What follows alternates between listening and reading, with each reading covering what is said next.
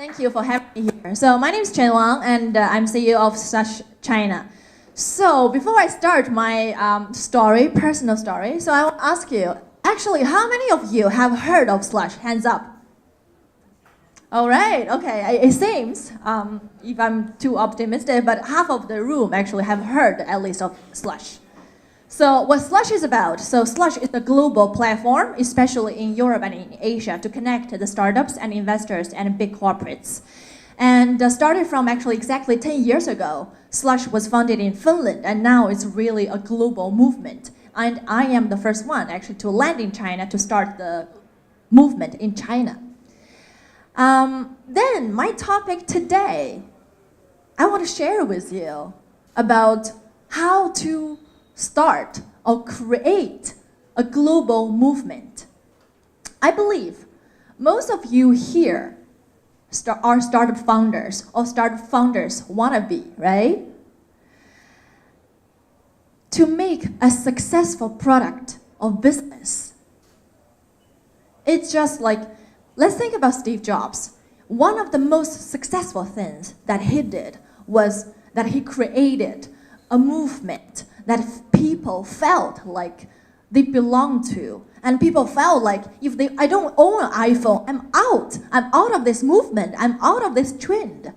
So actually to create a movement is very essential for your political campaign, for your social message, and for your own business. But before I start, how Slush, or in China, how we may start to make our global movement, I want to show you a little video which I think really summarized the essence of how to start a movement. So let's have a look. Oh, if we can just go forward a little bit. Yeah, so maybe like 20 seconds or so into the video. So ladies and gentlemen, at TED we talk a lot about... So can we make it louder? So I love this video. Why? Because actually it's so simple, but it's illustrated like how exactly a movement will start.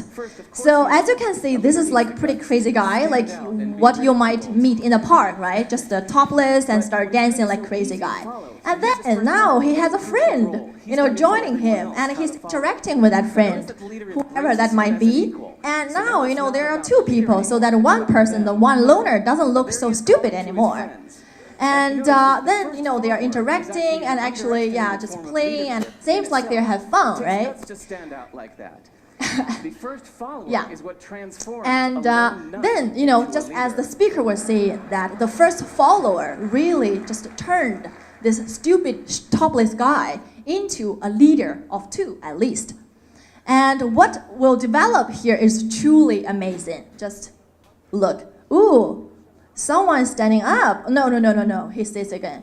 And another guy, like, maybe I will join this dance group. And now we have 4. Oh, more people are coming. Well, and more. And now, actually, what happens is really interesting. Because now they start to have a small movement going on. And whoever joins that is not feeling stupid anymore because it's being validated. And the people who are not dancing are the ones who are worrying. Oh, should I get up to join the movement? No. Oh, maybe I should, because people are going there. But now it's safe to join the movement. And okay, we can stop here. And maybe as you can see, eventually it really turned into a proper dance party in this picnic park. And I think this simple video really showed how a movement is created just by a topless guy dancing in the park. And next, I'm gonna tell you how, well, I didn't get topless to start my Slush movement, but how actually 1 or 2 people can really start something that is called a movement, even globally. So I have I had lived in Finland, which is like a really remote country, like in the north, really cold and and dark in the winter time. So I lived there for 10 years. And don't ask me why. But when I was there, I just had a really burning desire. I had a burning desire about people, about changing. I want to help people, individuals, and organizations to fulfill their potential. And by helping them and the organizations, and then I feel like I am doing my share of changing this world. So I wanted to do something with big social impact. I want to help thousands of individuals and startup companies. And when Slush actually, well, I didn't create Slush the brand myself. It already exists in Finland. When Slush actually was thinking of, oh, maybe we want to start something in China, I just volunteers. Like, okay, I have to be there. I mean, I am Chinese myself, and I lived in Finland already for 10 years.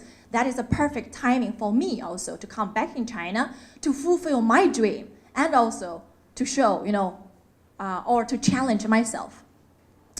And here is me and my really good friend Lauri. So that was back in 2015.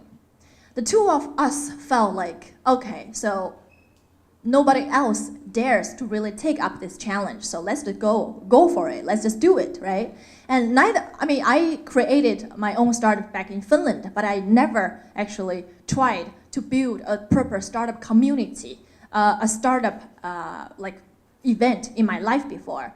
But well, what can I lose, right? So I just gave up my life in Finland basically and become a volunteer, non-paid volunteer. That's just like every startup founder, right? So you volunteer for your own idea, you volunteer for your own project. The only challenge is that how do you convince other people to join your volunteer project? So just me and my friend Lauri, and the two of us took an airplane and with our suitcase just came back to China. Back then we were in Beijing. And we were just really hustling, like everyone, like in China, right? And then so we luckily got this crew. And you can see how professional we were, right? How mature we were, yeah. So how did we get those people? I can tell you. So those three, they are my personal friends from Finland who are still studying. Basically, right after I landed in China, I find there's no people like in the team, right? Well, of course, no money either, but no team. So I just called my best friends in Finland. Okay, you have to come over here. We're doing something amazing. We're making history here together. You should come. And I already have a team here. Of course, sometimes a little lie doesn't hurt. And if you don't join me right now, you are gonna lose like a big time. You're gonna miss a big time. And then they just like, okay, I want to come and see what happens. And then this girl over here, we picked up her from a cafe. So there are some, internet cafes in China. So, you can just go there and pitch your idea. So we did that. We pitched in a cafe. And when we asked, like, hey, who wants to join us, this global initiative to help startups? And only one girl raised her hand. That was her. And she's 19-year-old. She just finished her high school at the time. She was like, I don't have any work experience, but I'm on my summer vacation. Can I join you? I was like, sure, we were really in need of people, so we got her in as well. But it turned out actually she's really ass kicker, and then we just gathered a lot of people. I mean, most of them are even students, university students. But that's how it started. And suddenly we have a team. And by the way, still at this time we have no money. We have no money to fund ourselves, and we have no money to pay others. They all joined just because of their passion, right? Or they are just like, those two people are pretty crazy. Let's see what they will do. And next, please. And then actually now we start to have a slight momentum. Why? Because we got a few big guys. We convinced the biggest science park in Beijing, Z Park, and also a task park to join us. And then we did a workshop together. We created a vision together. It's just like in that crazy guy dancing party. So he was showing a few moves to his the second guy in order to feel this belonging. So we're creating a vision together. So now we're not alone anymore. And then next, well, actually we succeeded convincing them. So those few people, they are the heads of Z Park in Beijing. And they felt like, oh, those young people maybe are really onto something. They want to be international as well, so maybe we can help them. And then so they just had a small ceremony to sign like an MOU with us. And let's move on. But it's not always smooth because actually, as a very young team and just landed in China, we really had no idea what we were doing. The only thing we had was that vision and passion, right? So this guy right here really doesn't look happy. Well, that just happens, right? And so, but with all the people we gathered together, so we were seriously now making an international startup community and also planning our very first startup event in Beijing. And let's go. And this is the result of 2 months of hustling. So we gathered around 80 volunteers, and we had our first startup event in Beijing, about 1,000 people. And that was already like, people felt like we made a miracle happen with a bunch of young kids and no experience in startup event organizing, and convinced suddenly some big guys and just make something happen. And then let's just go on. I will be done very soon.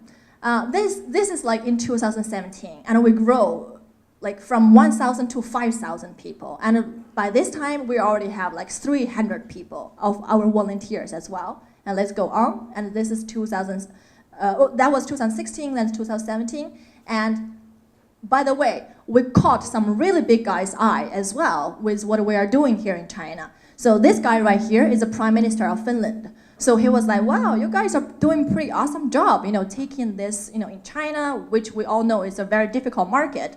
And so he just gave us a big hug. And we were, of course, very happy.